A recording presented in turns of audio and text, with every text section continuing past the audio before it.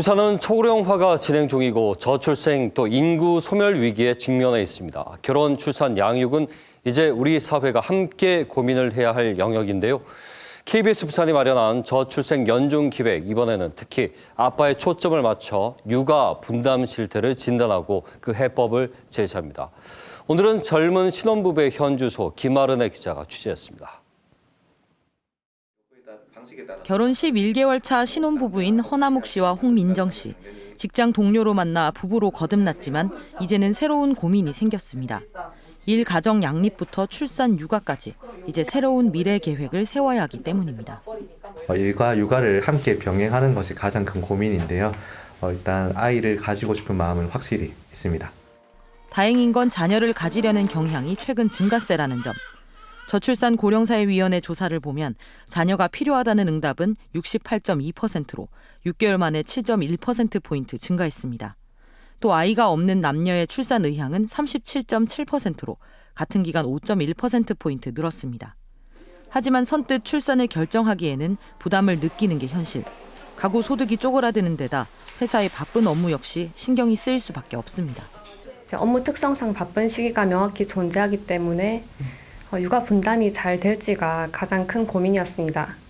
특히 맞벌이 가구는 어떻게 시간을 쪼갤까 걱정이 앞섭니다.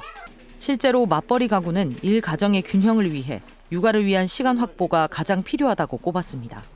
정부의 제도적 지원도 남 얘기처럼 들립니다. 아빠가 3개월 이상 육아휴직하면 부모의 육아휴직 기간을 각각 6개월 늘려주고 지원금도 주지만 부모 모두 휴직하는 것 자체가 더 큰 부담이기 때문입니다. 외벌이 가구라면 이런 지원 혜택조차 없습니다.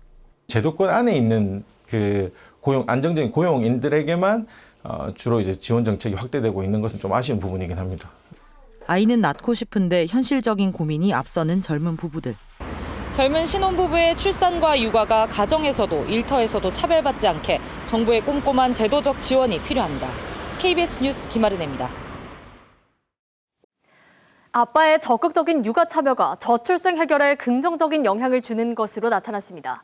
KBS 부산이 마련한 저출생 연중기획. 오늘은 아빠의 육아 참여를 늘리려는 지역사회 대책을 김아른의 기자가 짚어봤습니다. 3살 딸 로하와 함께 수업에 참여한 김태진 씨. 케이크 빵 위에 생크림을 짜 올립니다. 작은 손으로 바르고 꾸민 빵은 멋진 생일 케이크로 재탄생했습니다. 육아에 지친 엄마가 잠깐 없어도 아이와 아빠는 함께 체험 활동을 이어갑니다.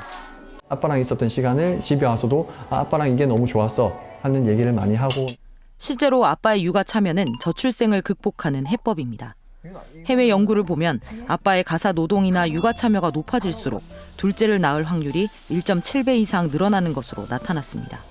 가사 노동을 이게 분담하게 된다는 거는 누군가 같이 짐을 짊어 나갈 수 있다라는 것이고, 그런 어떤 분위기에서 그런 결정을 할 수 있게끔 하는 충분한 그런 기제가 있다라고 생각이. 이렇다 보니 자치단체는 초보 아빠들의 육아 참여를 끌어내려고 고심 중입니다. 대표적인 행사가 백인의 아빠단입니다. 백인의 아빠단에서는 초등학교 2학년 이하의 아이들을 키우는 초보 아빠들에게 각종 체험 프로그램을 지원하고 있습니다.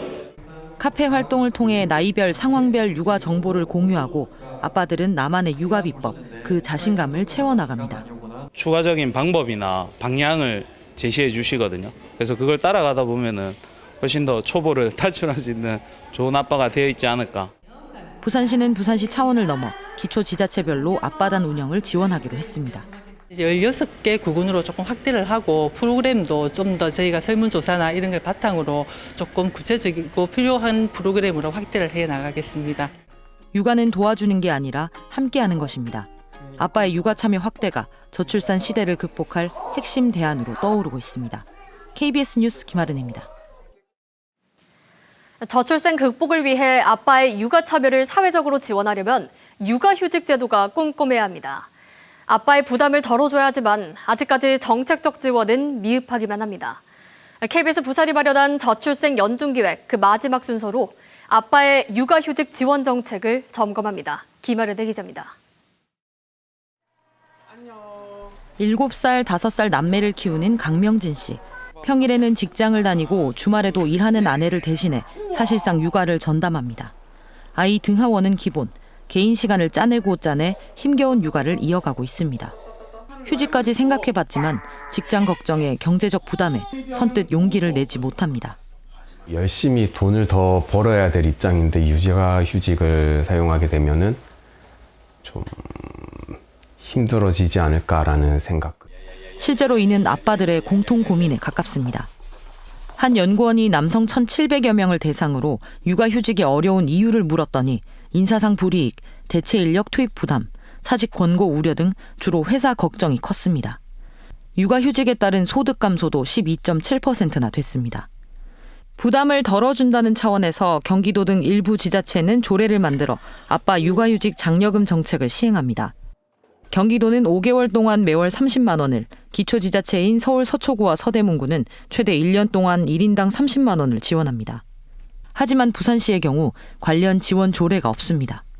부산 몇몇 기초단체가 장려금 지원 근거를 만들었지만 대부분 예산 부족, 형평성 문제 등으로 시행하지 못하고 있습니다.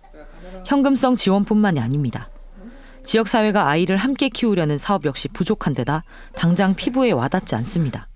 인력 지원 당연히 필요하고요. 그리고 부산이나 혹은 전국적 기업에는 육아휴직 지원, 친화 인증기관 신청이라든지 이런 것들도. 저출생을 겪는 자치단체마다 출산 육아 지원 방안을 수시로 내놓고 있습니다. 하지만 직장인이자 가장인 아빠의 진짜 고민을 덜어줄 수 없다면 이는 실효성 없는 대책에 그칠 뿐입니다. 일과 가정이 모두 만족할 수 있는 지역사회의 고민이 절실합니다. KBS 뉴스 김아른입니다. 네, 앞서 보신 것처럼 저출생 또 인구소멸 위기 속 아빠의 육아차별가 중요한 해법 중 하나라는 사실을 확인할 수 있었습니다. 네, 이 내용 취재한 취재 기자와 함께 자세한 이야기 나눠보겠습니다. 네, 김아른 기자 어서 오세요. 안녕하십니까. 네, 지금 중앙 정부는 물론이고 자치단체마다 이런 지원 정책을 내놓고 있기는 합니다. 근데 김 기자가 점검한 정책 중에 도움이 될 만한 대표적인 정책이라면 뭐가 있을까요? 지금 보시면 지원책이 정말 많죠. 네. 하지만 딱 하나라면 아빠의 육아휴직 보장을 강조하고 싶습니다. 가정 친화 기업으로 이름을 알린 롯데의 사례를 대표적으로 알아보겠는데요. 롯데는 배우자가 출산할 경우에 남성 직원은 결제 없이 자동으로 3개월 육아휴직에 들어가도록 하고 있습니다. 아빠의 육아 참여를 제도적으로 강제한 건데요. 네네. 회사 눈치 보지 말라는 뜻입니다. 하지만 이런 사례가 대부분 직장에서는 어렵습니다. 네. 아빠들은 육아휴직을 쓰고 싶지만 직장과 경제적 부담으로 사용이 어렵다고 말하는데요. 때문에 현금성 지원보다도 일터 문화와 제도부터 바꿔달라는 요구가 훨씬 강했습니다. 네. 앞서 소개하신 이 백인의 아빠단도 흥미롭게 봤습니다. 많은 슈퍼맨 아빠들 만나보고 오셨을 텐데 실제로 좀 도움이 될 만한 아빠 육아 비법이 있었을까요? 어쩌면 당연하다고 느끼실 수도 있지만 사실 실천하기가 그리 쉬운 일은 아닙니다. 네. 현장에서 아빠들이 꼽은 핵심 육아 비법은 몸으로 놀아주기였습니다. 아이와 몸으로 놀아주려면 주 양육자인 엄마는 좀 힘에 부치는 부분이 있잖아요. 예를 들어서 아빠가 아이를 번쩍 들어서 올리고 몸으로 논다거나 함께 뛰고 구르고 이런 활동을 실내외에서 아이와 아빠가 함께 하는 거죠. 아빠들은 실제로 이 시간을 통해서 아이와 가까워지고 친밀감을 형성했다고 말을 했습니다. 의외로 복잡한 육아 기술보다 부대끼면서 놀아주는 방식이 가장 효과가 큰 육아 방법이었습니다. 그랬군요. 근데 그럼에도 육아휴직이라는 게 사실 망설여지기 마련입니다. 어떤 사회적 지원이 또 필요할까요? 신혼부부들이 겪는 가장 큰 괴리감이 바로 이 말씀하신 부분인데요. 네. 육아 시간이 절대적으로 필요한데 육아휴직은 쉽지 않다는 겁니다. 그 이유가 경제적 부담이 클 거라고 봤는데 취재를 해보니까 의외의 답변이 나왔거든요. 그래픽을 한번 다시 보시겠습니다. 네. 예. 남성 육아휴직 신청이 어려운 가장 큰 이유는 인사상 불이익이었습니다. 그래픽을 보시면 조직 눈치, 승진, 회사 업무 공백에 대한 걱정이 느껴지실 겁니다. 그리고 경제적 부담은 12.7%로 네 번째 이유였습니다. 그러네요. 그래서 육아휴직보다 단축 근무를 선호하는 부부들이 많았습니다. 일터에서 인식 전환이 필요한 대목인데요. 일터의 분위기가 바뀌어서 육아휴직을 가도 괜찮은 여건이 만들어진다면 그때는 누구라도 아이 돌봄에 적극적으로 참여할 것 같습니다. 네, 올해 KBS 연중기획으로 저출생 문제를 다뤄주셨는데 지역사회의 역할을 좀 특히 강조할 게 있을까요? 네, 올해 3분기 부산의 합계 출산율은 0.74명. 지난해보다 소폭 올랐지만 여전히 전국에서 하위권입니다.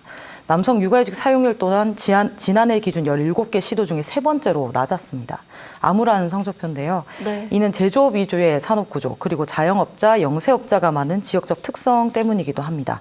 또 중앙정부 위주로 흘러가는 저출산 정책의 한계를 드러낸 셈이기도 하고요. 네. 부산만 놓고 보더라도 동부산이냐 서부산이냐, 원도심이냐 신도시냐, 지역별 인구구조, 성비, 직업군이 완전히 다르거든요. 네네. 이제는 산업 고용구조와 인구 특성에 맞춘 정책적 지원을 자치단체 스스로가 더 고민하고 이제 대안을 제시해야 합니다. 네, 알겠습니다. 오늘 여기까지 듣겠습니다. 네, 보도국의 김아른의 기자와 함께했습니다.